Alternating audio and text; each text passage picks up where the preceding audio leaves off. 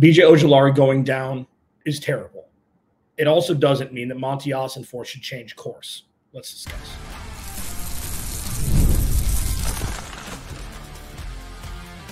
You are Locked On Cardinals, your daily Arizona Cardinals podcast. Part of the Locked On Podcast Network, your team every day. Locked On Cardinals, Alex Clancy here. Follow me on Twitter, Clancy's Corner _ Follow the podcast at Locked On AC Cards.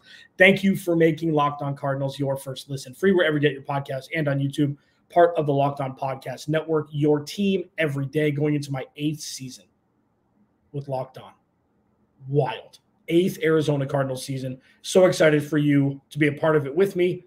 Makes me not miss radio. So I do appreciate you being an everydayer. If this is your first listen to Locked On Cardinals, maybe make tomorrow your second. Today's episode of Locked On Cardinals is brought to you by FanDuel. Make every moment more as playoffs wind down. The sport stops sporting like, we don't want that. But this summer, FanDuel's hooking up all customers with a boost or a bonus every single day. That's right. There's something for everyone every day all summer long. Visit FanDuel.com to get started. So I'm going to cut to it here. First off, excuse me for not having a show yesterday. The air conditioning went out at my place. It was 93 degrees and humid here for the entirety of the day after sleeping in 88-degree weather the night before. I couldn't stand it, got a hotel. Excuse me, for anybody that lives in Phoenix, it's a nightmare fuel, but I'm back, and so thanks for bearing with me. I'm gonna cut right to it here. So I missed a couple things. BJ Ojulari tears his ACL. Terrible lead pass rusher going into 2024. Zaven Collins extension on the heels of that. Not hours after the BJ Ojulari news, the Zaven Collins contract extension came out. Coincidence, timing-wise, in my opinion. I don't think this is something that sped up anything. And the reason why I say those two things collectively is everybody needs to chill for a second. Okay? The Arizona Cardinals pass rush was going to be bad next year. Bad isn't fair. Let's say, the bottom half of the league. Let's just say that. Okay? Is that fair? So let's say bottom half of the league. So it's not losing a second-year player who showed promise last year, especially in the last handful of games, and then this is his season to really show himself to the NFL. Yes, terrible. Lead pass rush. Pass rush wasn't going to be good next year. So with that, it amplifies the thought that this isn't something where Monti Ossenfort needs to just rip up the playbook and say, oh, no more slow and steady. We're going trade and pay and trade and trade and pay and trade. Doesn't make any sense. It makes no sense. He would have done it last year. Why wait? Why go through the mud and the muck of last year with no talent if you're just going to rip it up and lose all momentum regarding draft picks, draft capital, etc.? Now, sure, they've got money to spend. We can discuss a couple of free agent options in the next segment. But I find it impatient for one to think that the Cardinals need to go trade for Haason Reddick or trade for Matthew Judon or go sign Yannick Ngakoue and give him a whole bunch of money. The latter we can discuss. This defense losing BJ Ojulari, while terrible, and remember, these people are human beings, okay? So this is, I have to remind people sometimes, this isn't just a money machine and a fantasy football machine. Like, these people are humans, and that is a terrible story for BJ Ojulari. For everybody so excited for him, switching from number 18 to number 9, give Marvin Harrison Jr. his beloved number that he got at LSU, that he was gifted at LSU. If you don't know what number 18 is, what it means in LSU, go watch the Caroline Fenton interview I did from Locked On LSU. It's on YouTube, where right after they drafted him, where she goes on this beautiful diatribe about what the number 18 means and why BJ Ojulari deserved it. It's a big deal. Him giving that number up shows a lot more than just, a second-year guy giving his number to a rookie who's going to be a standout. Monti Ossenfort needs to continue course. Slow and steady. Maybe go sign a pass rusher. They signed a former Carolina Panther that I'll discuss in the final segment today. Blowing up any sort of momentum they have. Giving hundreds of millions of dollars to a 30-plus Haason Reddick pass rusher. It seems like an overcorrection for me. They could have done that already. Their pass rush is that bad. But he chose not to. So for those who think that Monti Ossenfort is going to completely shift course because they lose a second-year pass rusher who's going to be the lead pass rusher in a group of pass rushers that isn't great, I disagree. Pump the brakes. I'm all for at times saying, go for, whatever. They've got the cap space. They've got the draft picks. They've got it. Now, if this was 3 years ago and you want to trade for Matthew Judon or Haason Reddick, yippee-ki-yo-ki-yay. Kaye. I butchered it.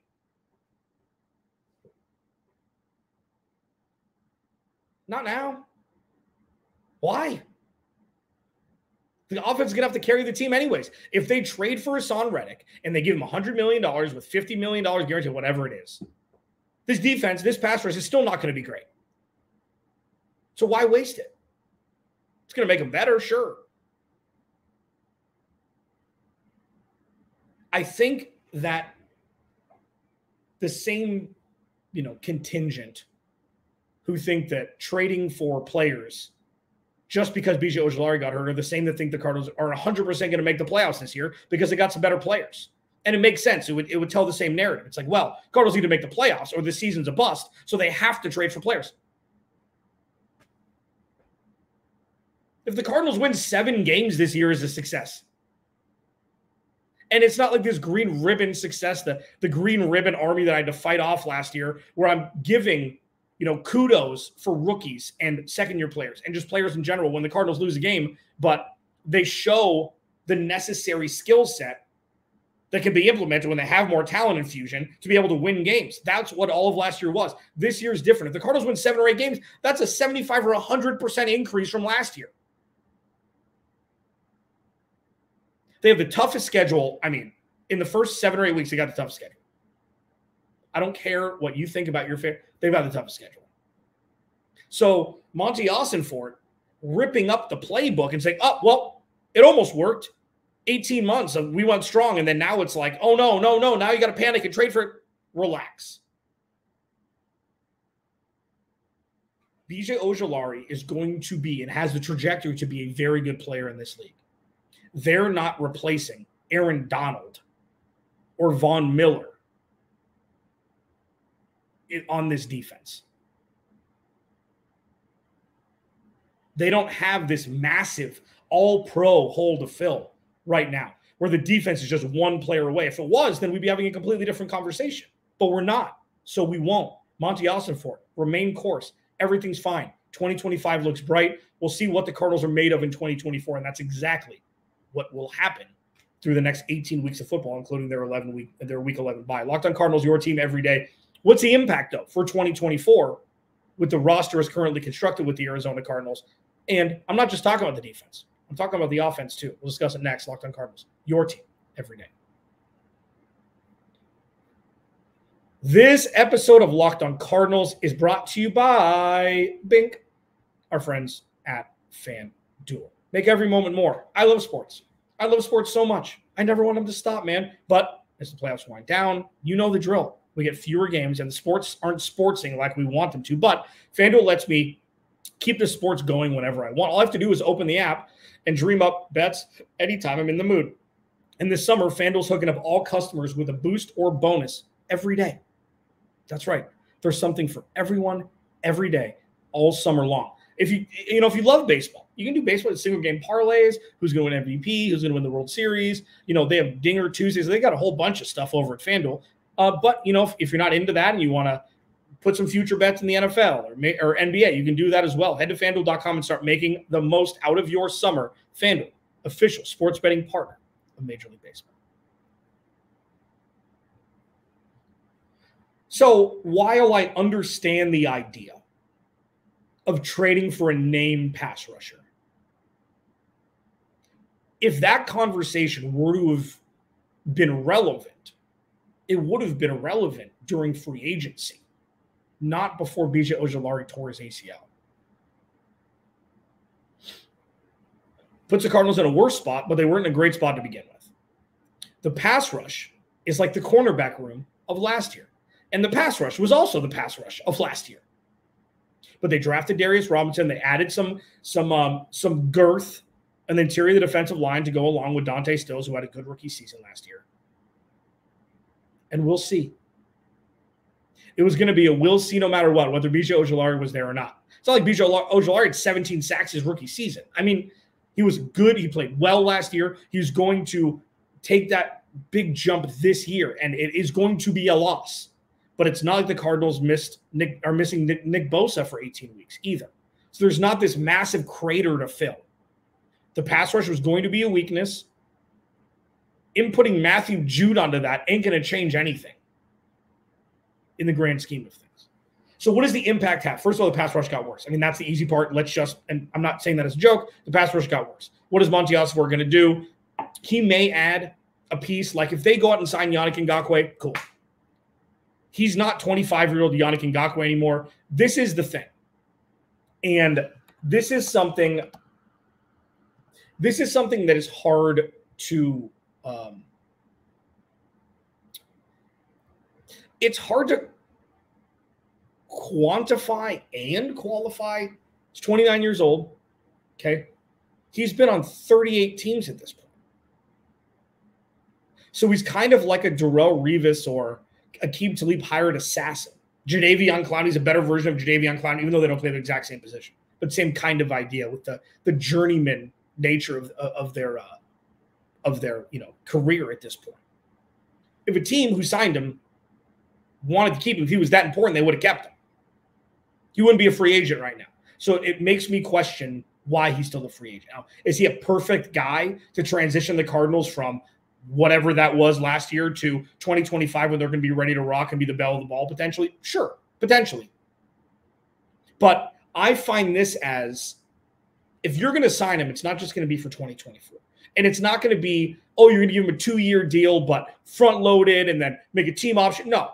If you're going to sign him, you sign him to an extension. You sign him to a 2 or 3 year deal.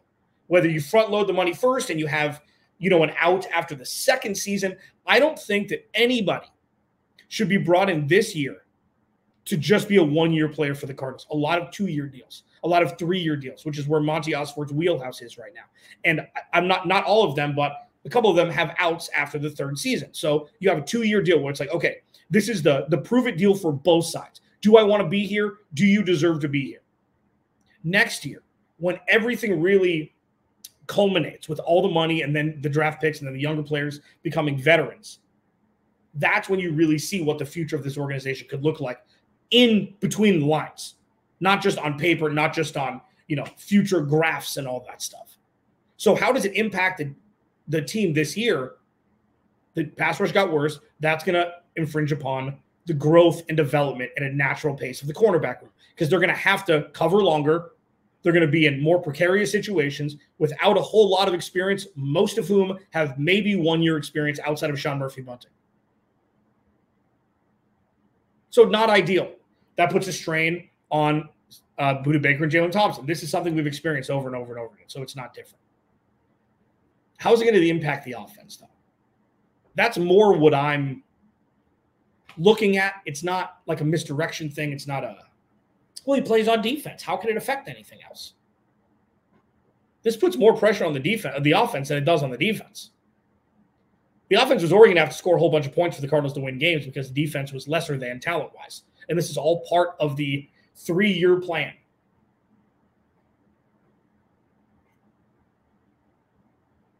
So I had Jody Ayler on Fox Sports 910, former associate and coworker of mine, last Friday, and I was like, listen, man, running the ball is the best defense the Cardinals have in 2024. Keeps the opposing offense off the field. So that is where the mind screw begins. How it impacts the offense is at a molecular level, because they're going to want not run a hurry up like Cliffy Baby did, where it's 24 seconds, 3 and out. But I wonder what Drew Petzing is going to do with the embarrassment of riches he has at the skill positions on offense. An improved offensive line. James Conner, Trey Benson, Amari DiMarcado, Michael Carter, Marvin Harrison Jr., Trey McBride, Michael Wilson, Greg Dortch, Zay Jones. That's a roster that's going to be a pass-first roster. Like, if you were just to look at it, didn't know what the team was, didn't know who the quarterback was, anything like that. It was a blind taste test, as it were, with skill position, wide receivers, and tight ends. Oh, they're going to throw the ball 40 times and win a lot of games. Now, if the Cardinals had a great defense, that may very well be a transformation from Drew Petzing's offense now to a different variation of it. I don't see where the Cardinals can win games. Like, if say it's, it's a one-score game, throughout the game, I don't see how they can hold up for 60 minutes with that defense by throwing the ball more than they run it, or like a 50-50 split. A lot of Kyler Murray's throwing has been, 5 yards, 7 yards, 5 yards, and then 3-yard screens, things like that. So even if it's not necessarily a run per se, a short pass, it's still a passing game. It's still a different block scheme. It's still, everything's different. I don't know, and we'll see, if BJ Ojulari's injury adds a 5% uptick to run plays called in 2024. That's what I don't know. It would make rational sense. What eats more clock? What eats more clock? And naturally, this isn't like a four corners basketball play where, like, I can't believe I always had a shot clock in high school basketball. I can't believe myriad states in the United States with men's basketball didn't have a shot clock in high school. You run four corners up 4 points with 6 minutes left. It's like, how is that basketball? Anyways, irks me. I don't know how different this offense will look with BJ Ojulari going down. If this roster stays exactly the same as it is now. And I'm sure, like, we still got a month until the regular season, but I don't see Monti Ossenfort making any splash plays. He hasn't yet at all. And this is all part of the plan. But it is fascinating. Like, the defense it buckles them a little bit, especially up front, naturally. The cornerback room is going to have more pressure on them than they already did. The safety room is then going to have more pressure on them than they already did. We'll see if Mack Wilson is going to be kind of a hybrid, linebacker and then edge rusher, because he did both in New England last year, even though during the with the initial preseason depth chart, they have him playing alongside Kazir White in the middle. The offense is going to be strained more, which means, do they go for it on fourth down more? Do they take the points more when you would normally go for it on fourth down? There's so many different little tributaries of this massive river of the Arizona Cardinals, with a dam in part of it, because BJ Ojulari is out for the year. It's going to be fascinating. It's going to be fascinating. Buckle up, baby. Whatever happens, it's going to be awesome. The Cardinals had a couple pieces. Not, big names or anything like that, but it's worth discussing. Next, Locked On Cardinals, your team every day.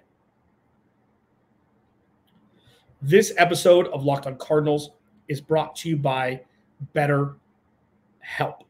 When your schedule is packed with, kids' activities, big work projects, and more, it's easy to let your priorities slip.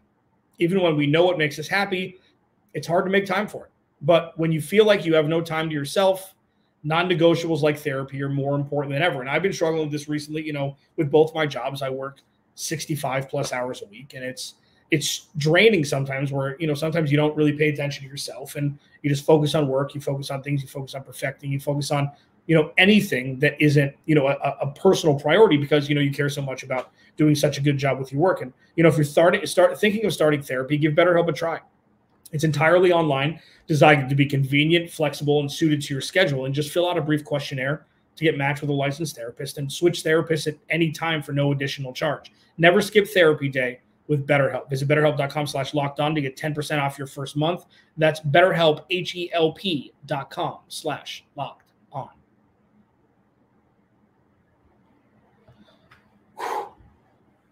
So, as you can tell through this show, and again, apologies for yesterday, it was 93 degrees in my place. I wasn't going to do a podcast. So that old chestnut Phoenix in the summer without AC. Thanks for making Locked On Cardinals your first listen, free wherever you get your podcast and on YouTube, part of the Locked On Podcast Network, your team every day. Go to the YouTube channel, search Locked On Arizona Cardinals, hit that subscribe button, man. Leave a like, turn notifications on so you can see me and my big dumb face whenever I talk Cardinals. Cardinals had a couple pieces. They added a linebacker from Carolina. And, you know, the interesting part about this is when you sign a guy like Marquise Haynes, who, you know, had a career high mid 16. He's had 18 tackles for loss the last 6 seasons, 27 quarterback hits, 14 sacks, 30 years old. Okay, this is kind of a camp signing. The Cardinals are trying to find lightning in a bottle here, and that's fine. They need depth. They need depth everywhere still. I think the offensive line is probably the deepest position, maybe corner, wide receiver. But yeah, they need depth everywhere. And the final signing is they signed Delonte Hood, previously from the Arlington Renegades in the UFL. He had a league-leading 6 pass breakups from the cornerback position, puttered around the NFL in 2022 and 2023 as well with various teams, Denver and the like. Okay, you know, these are things that happen around this time. The Cardinals still have holes. This shows, like, this point in time really shows how in bad a shape the Cardinals were at the end of the 2022 season. And it wasn't just roster construction. It was roster construction, but there was no identity. It was kind of, you know, put together with crazy glue, like Steve Keim's foundation. One thing that I used to say every day, or so know this is, the Arizona Cardinals have had a cracked foundation for a decade, and Steve Keim's trying to put together with Band-Aids and crazy glue. And it just doesn't work. So what Monti Ossenfort did was he dropped acid on that. Not like dropped acid. Not like long crazy trip or whatever. Not like that. But put acid on the old foundation, then just rebuilt it. And it's still very new. There's still a lot of holes, not actual holes in the foundation, but holes in the roster. And these little signings here and there, you know, hopefully the Cardinals can find somebody. Like, there is one guy that I will mention, that I have mentioned. LJ Collier, I think, is going to surprise some people this year. Still sneaky young. He looked good in the preseason last year, you know, or he looked good in camp in the preseason and then got hurt very early on. I think he's going to be a guy that's going to be able to contribute when he's fully healthy, which he should be at this point. But the Cardinals need help. The Yannick Ngakoue signing, I will revisit here in a second. I think that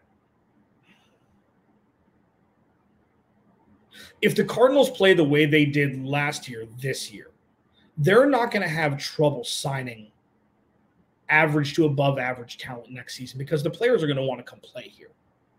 It's different now. And that's something that I've discussed for years, that the Cardinals don't have that momentum. They don't have that snowball rolling down a hill where players actually want to come play here unless they get paid triple what they would get paid somewhere else. And if they can play that way this year, we're not going to be having conversations like this again. Like, you're not going to be hoping Terrell Suggs comes and signs here and wants to stay here when he's 39 years old or whatever he was.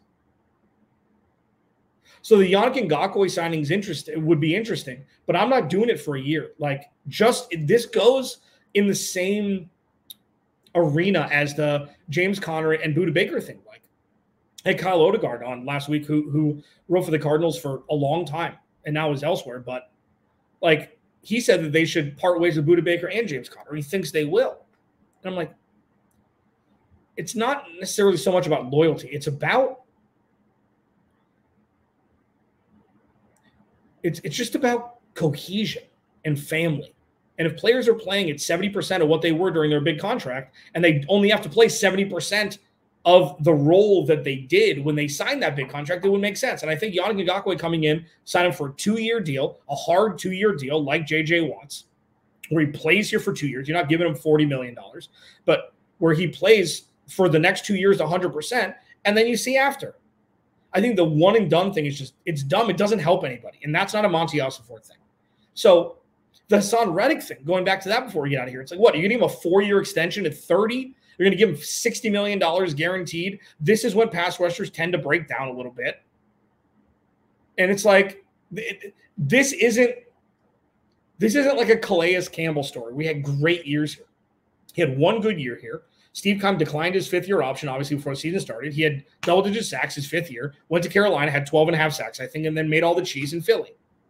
This isn't like, oh, come home. No, it's none of that. This is a brand new organization. There's nothing to do with that anymore. I just don't get it. Matthew Judon hasn't been great in a while. Slow and steady. The pass rush wasn't going to be great anyways. BJ Ojulari going out is terrible for the young man first and, for the team second. But it's not like the Cardinals are going to have a top 10 pass rush anyways. And they're also not one piece away from winning a Super Bowl in 2024. They could win a whole bunch of games with that offense. So we'll see what Monti Ossenfort does adding pieces. I just find it to be a fool's errand to think that he's going to rip up the playbook just because BJ Ojulari tears his ACL. I just don't see it. Alex Clancy, Locked on Cardinals. Remember, one thing I do see is, without you, there is no me. See what I did there? I'll talk to you tomorrow.